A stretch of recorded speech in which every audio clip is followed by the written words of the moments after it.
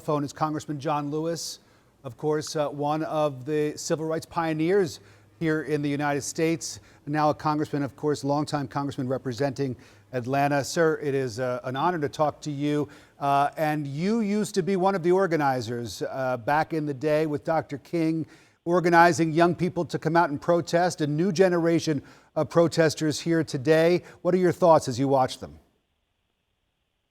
Well, I'm deeply moved and touched and really inspired by the determination of young people, of children, young men, young women, older people prepared to get out there and say enough is enough, that the violence must stop.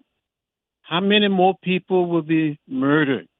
How many more young men, young women must we lose? We must stop the madness, and we must stop it now. It makes me so sad to see what is happening in our nation today. Congressman, what's your message for some of these young people who are taking things a bit too far, who are vandalizing the CNN building, the CNN sign, who are throwing bottles of water at police? What would you say to them? I would say follow the way of peace, follow the way of love, follow the philosophy and the discipline of nonviolence, and never, ever become bitter or hostile. During the 60s, I got arrested a few times, was beaten and left bloody, almost died on that bridge in Selma. But I never, ever had hatred in my heart for anyone. This is not a time to hate. This is a time to forgive and to have the capacity to love and try to redeem the soul of America.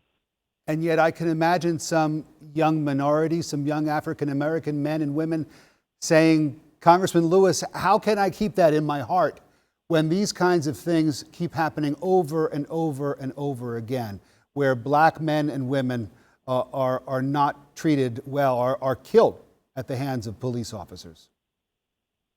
We must live by a much higher standard. And it doesn't matter whether we are black or white, Latino, Asian American, or Native American. We're one people, we're one family.